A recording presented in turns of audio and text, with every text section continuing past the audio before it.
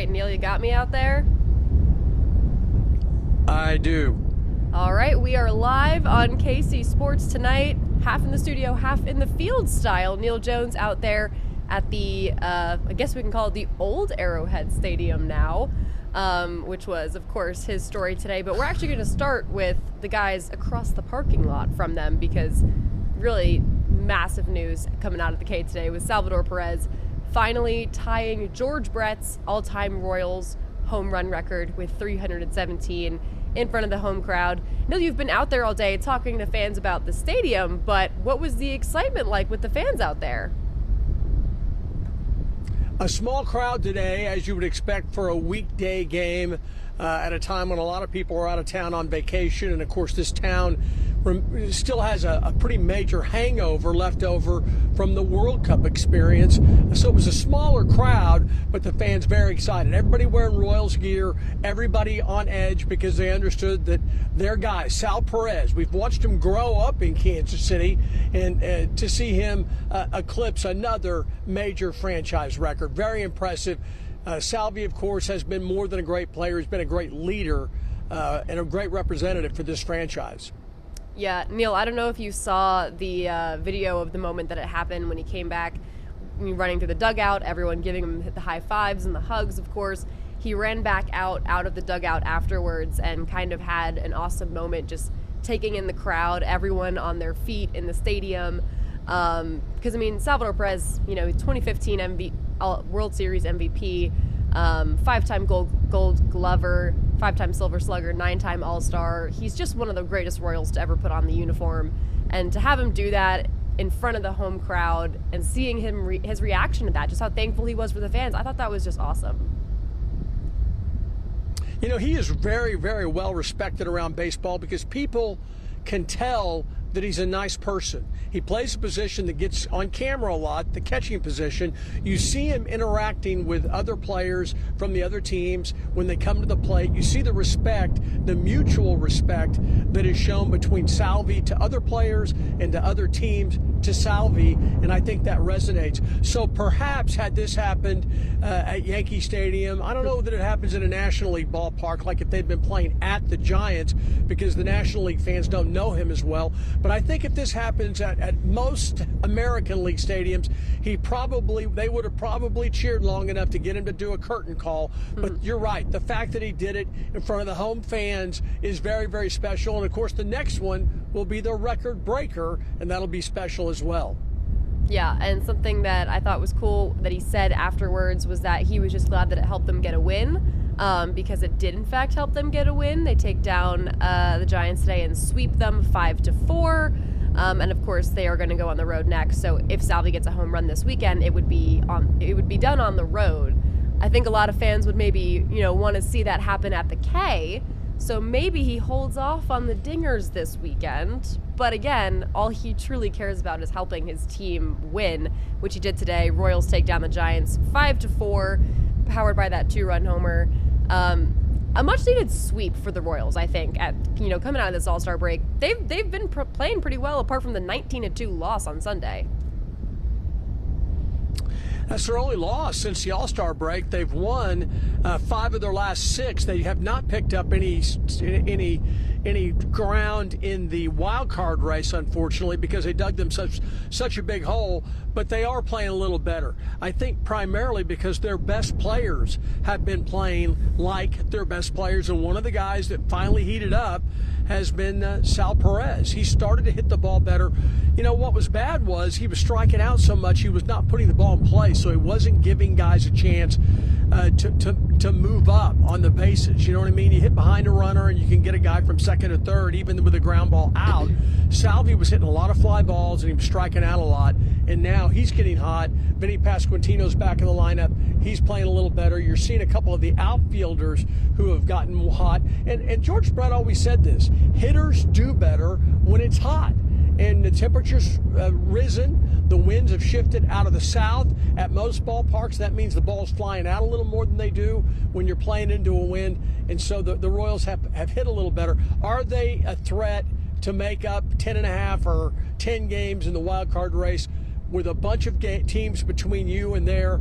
Probably not, but I do think it would mean a lot to this franchise for them to get out. I asked the general manager, J.J. Piccolo, Saturday about that. Look, I mean, how critical is it you guys turn around? He goes, it's very, very critical. It's important because they don't think this team is as bad as they have played this season. But you got to prove that at some point. They need to start playing better baseball consistently over stretches. Yeah, especially when it comes to, building that, confidence for the future with the young core they have on this team. When you have one of the worst records in Major League Baseball, it's not going to do anything for you. But still impressive that so many fans came out today for a 1 o'clock game, got to witness history made by Salvy, of course. But they didn't get to watch one of the Royals. No, not one of the Royals. The Royals' best player, which is Bobby Witt Jr., who was moved to the 10-day injured list today for the first time in his career. Yeah. He exited Monday night's game with back tightness and then was scratched from yesterday's lineup. And early this morning, they made that announcement. But still, even without Bobby, they were able to get the sweep. Obviously, no one wants to see Bobby Witt Jr. hurt. We saw it earlier this season. It didn't require the 10-day injured list thing. The fact that it is, Neil, what's your concern level for this? Well, this is not a sore hand that he got hit on a pitch ball. This is not something like a contusion. Back pain can be so difficult to deal with, and if you have a serious injury with your back, as we see, it can carry on throughout your career. And so that's a problem. But he is young. He is in great shape. He works out very, very hard. So you would think that if anybody could rehab it and get back to the lineup, it would be Bobby Witt. But the fact of the matter is, this is not good on any level, because back injuries can linger. Yeah, especially when in the second half of the season, I think it's going to be more pressing than ever for the Royals to get butts in seats for the stadium, given how bad their record is right now and the fact that the postseason is probably not happening. People want to go to the stadium to see Bobby Witt Jr. So we are obviously hoping for the best for him. Right. Stephen Kolek was also sent to the 60-day injured list. He has become a guy that's kind of become a starting pitcher sometimes because of the Royals' injury issues in their pitching rotation right now. So no one wants to see that either. He's had some solid showings this season for the Royals and complete games, which are cool. But Neil, any final Royals thoughts before we move on to the other very big news of the day? Well, I was out here the other day, and I talked to a scout who was here really early, a guy I've known for a long time. He doesn't work for the Royals, and a former player. And he said that it is critical for this franchise, for the manager, for the general manager, to send a message to the owner that you've got some guys who can play, and they got to start playing. He said, if not, they would be justified to sell anybody not named Bobby Witt Jr. Yeah. Anybody. Miguel Garcia has had his problems. He's only really had, in the scouts' mind, one really great year, and that was last year. And so he's like, all of these guys have something to prove. And it would benefit the Royals if they start playing good baseball, because you can showcase some of these guys that you can then move at the trading deadline to bring in multiple players who, in theory, could help you next year, the year after, and you could get something for them. So he says it's kind of important that people start playing. And this guy said, look, I'm going to tell you, all of us are stunned at how bad they've been, because they have been flat out bad. They find ways to lose every night, and that's not the sign of a team that's a winning team. Yeah, absolutely.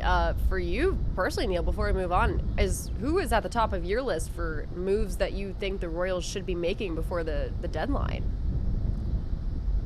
Look, it's impossible for you and I on the outside to know what they're being offered.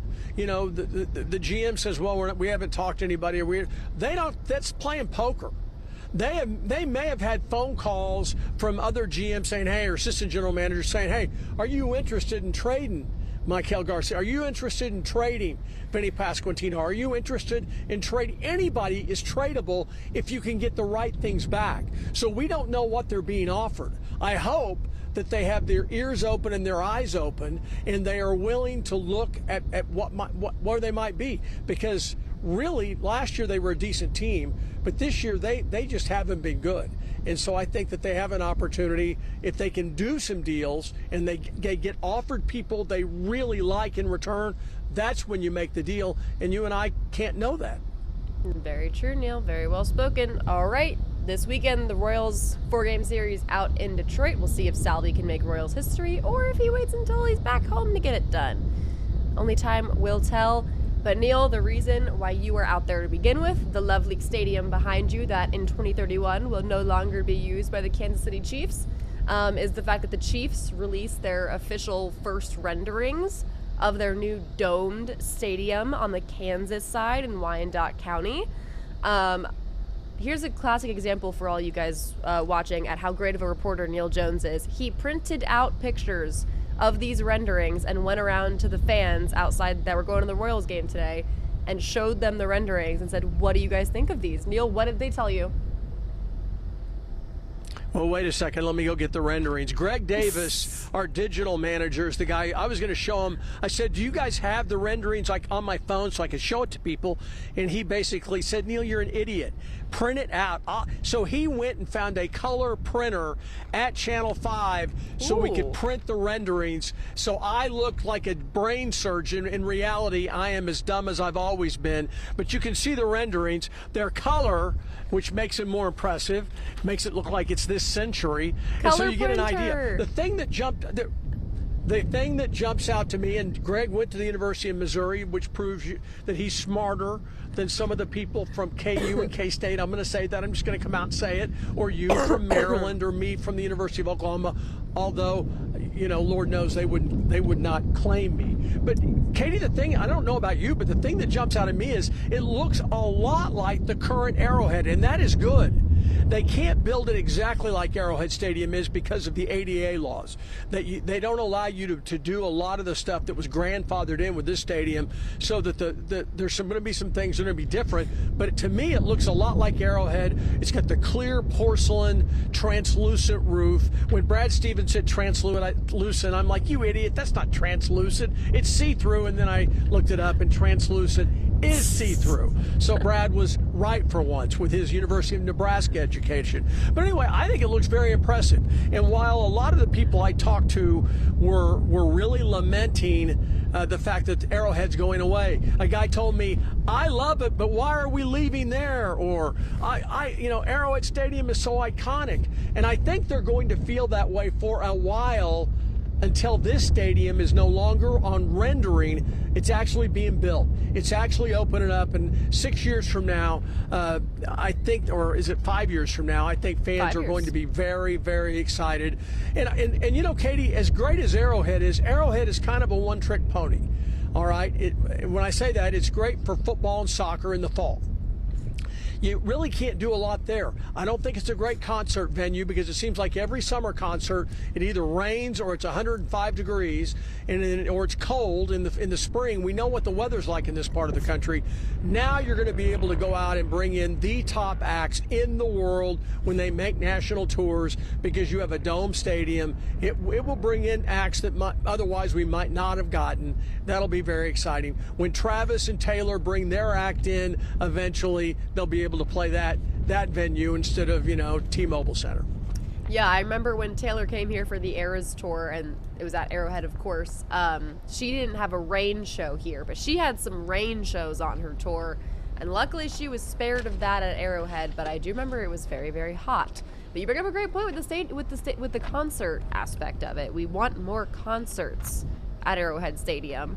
Did you go to the concert? Did you go see Taylor Swift? No, I didn't, because Ticketmaster screwed me over. I'm still upset about it. I had them in my cart. And by the way, you referred to her by her first name. Well, Taylor, do you know her?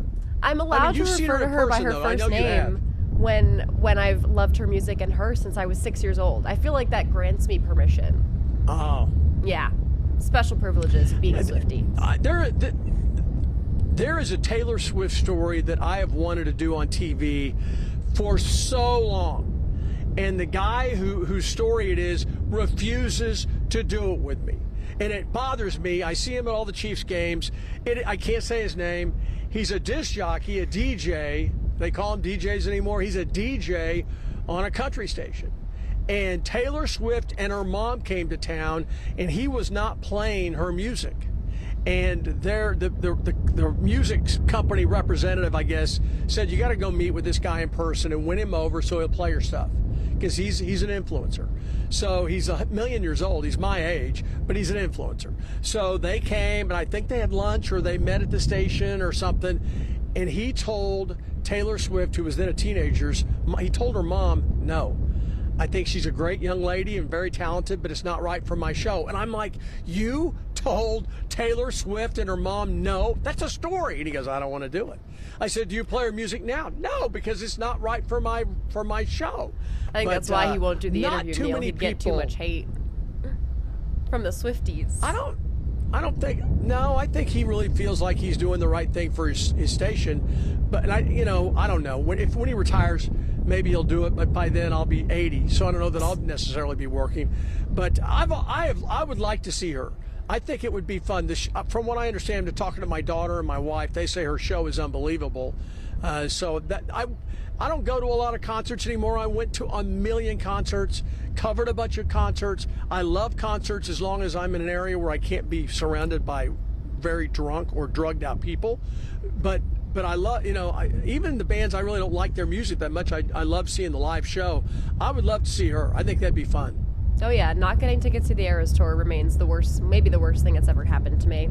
I had them in my cart. Ticketmaster kicked me out. Worse than very, working very with sad. me.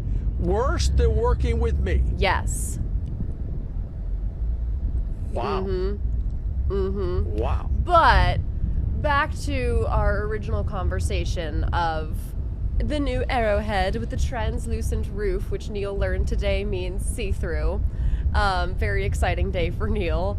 I love your point about how the fans acknowledge that it looks like Arrowhead, because I thought the same thing when I first saw them.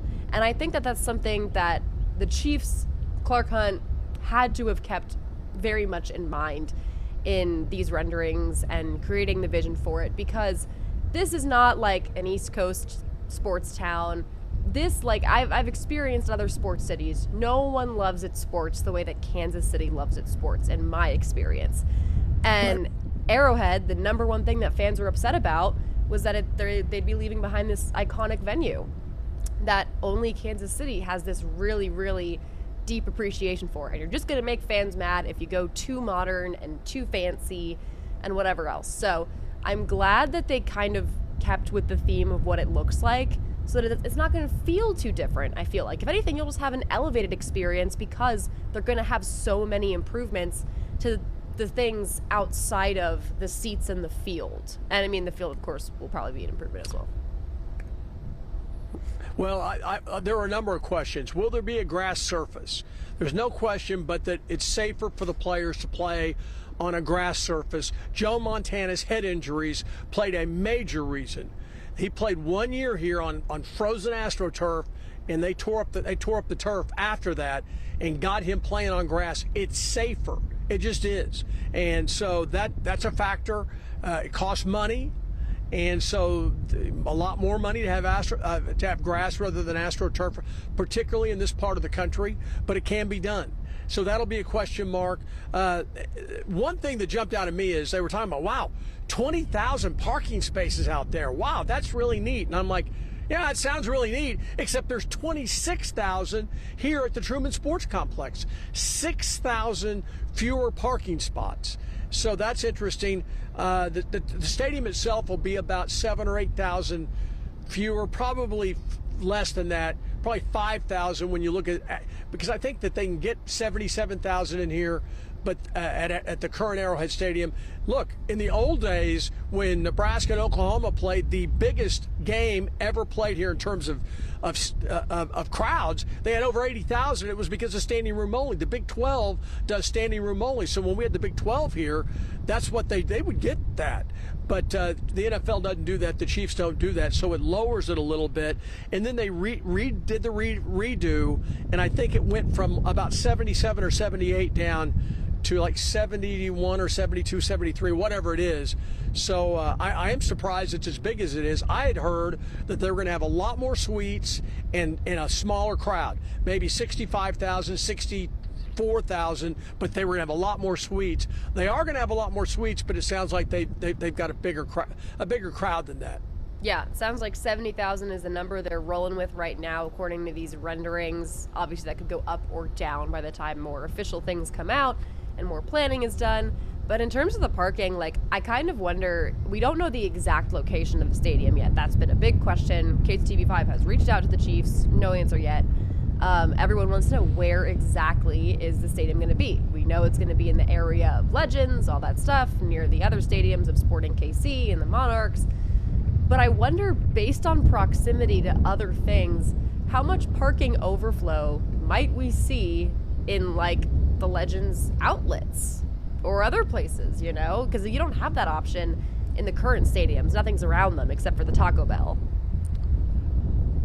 Well, the biggest parking area there is not paved, is the land that's owned and controlled by the Speedway Corporation. That's the Kansas Speedway. Kansas Speedway by far has the most parking places out there, and I'm certain that there will be some sort of, they're going to either let you pay to park over there, or they're going to do a deal with the Chiefs where people can park there. I don't know. I would think that the Kansas Speedway would get some money out of it. I mean, that's why you own property, is to kind of do that. But it's interesting. We'll see how that works out. But I think that there will be enough parking out there because, as you say, there's a lot of area out there that has not been developed. But look, I think you're going to be seeing, I've heard on radio people talking about they think it's going to be a high-rise hotel right by the stadium, and that's possible, but I think it's going to be a bunch of boutique hotels. Boutique hotels are an easier lift financially. They don't have restaurants in them. They don't have, you typically have bars in them, I don't think. Although Scott Reese and I were in New York City one time, and we were at a boutique hotel, and we did have a small bar. So maybe they have small bars in them occasionally, in a little area where you can buy sandwiches or something. But they don't have the full thing, and that's kind of the direction hotels are going. So, I would think that you would have a bunch of properties around there with restaurants and bars and things. But as of right now, you've got 10 dates. That's all the NFL, it's only at the most, it's going to be a 20-game season, right? So with preseason games. So You've only got 10 games. It's not like baseball where you have 81 home dates, right? So you have to wonder, okay, what else is going to be going in? We know there's going to be concerts. We know there will be conventions. There'll be other things. But you can't build 15 or 20 hotels and base it on 10 really good days. I wouldn't think, although heavens knows I don't know anything about business, and I certainly don't know the hotel business, but I would be surprised if a bunch would go out there. Neil Jones, hotel manager. That's going to be the next step outside the new Arrowhead Stadium. And I'll tell you right now, Mark Palos is not getting into any hotel I own or manage. I can tell you that right now. He looks like trouble. I agree. You hear that, Mark? He's on vacation, and we're bad talking him.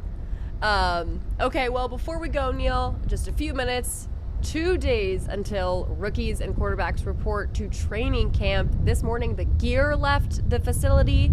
Many vans taking it up to St. Joe. And the next step is, of course, rookies and QBs getting up there. You're going to be there Friday morning. What is your excitement level for training camp this year? It's going to be unlike one that we've covered in a very long time, given last season and the Mahomes of it all. Well, the bottom line is the biggest story during the training camp season, not in Kansas City, but in the entire NFL, based on my perusing the internet the last 2 days, it's Patrick Mahomes and his knee. I mean, if he is able to play at a high level, he gives the Chiefs a chance to succeed. If he is unable to, because he has swelling, because he tweaks it, because something happens with the knee, which you've had knee surgery, hurt your knee as when you were a dancer. I've had 5 knee operations, blown out both of my knees playing sports.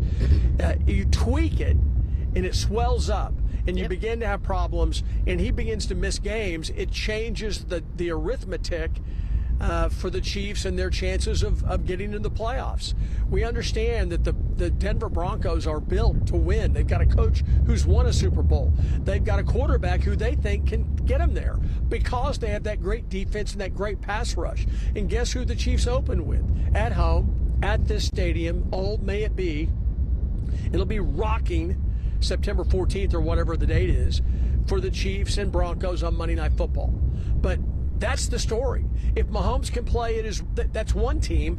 And if they play with a backup quarterback who a lot of people think is going to flourish in Andy Reid's offense, there are a lot of people who believe that Justin Fields is a guy he's talented. He's made mistakes. He's played elsewhere. He's the kind of guy that Andy Reid, because he started a lot of games in the NFL, he can work with him. And he succeeded with a bunch of those guys in Philadelphia. When his main quarterbacks were out, he went to guys, Chad Henne. Can you believe it? Mm-hmm. Chad Henne basically won a playoff game for him. So in my mind, that's going to be the biggest story in the NFL. Everyone says Mahomes is a lock to play. I caution people to wait. You never know how things are going to react. I know how hard a worker he is, but sometimes you just have to wait for your body to heal.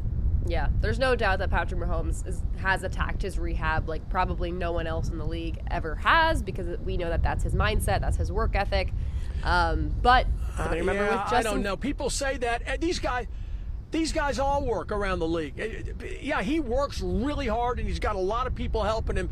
Guess what? Other people work really hard too, because they love playing football and they want to compete and they want to save their jobs in some cases. But how many months out from your knee surgery are you? And do you tweak it occasionally when you turn a certain way? Oh yeah, I'm 3 months out from my second knee surgery, and for sure. Yeah, me too. I turned the wrong way on a knee that I've last had it operated in 1998, and it gives me problems. Doesn't swell up the way it used to, but it gives me problems. I hope that Patrick Mahomes is quarterbacking the Chiefs and is 100% healthy come week 1. But if he's not, I don't want him to rush him. You do not want him to blow his knee out, and now you might have a major problem moving forward. Yeah, I'm exactly the same. I think a lot of people who have gone through similar things are also in agreement. You don't want to rush. We want to see Patrick Mahomes in the field week 1, but not if he's not 100% healthy. So we are going to get that all started when training camp starts up this Friday. Neil Jones and Marlia Campbell will be out there with all of your coverage. And of course, we'll have you covered back here in-house for the next 4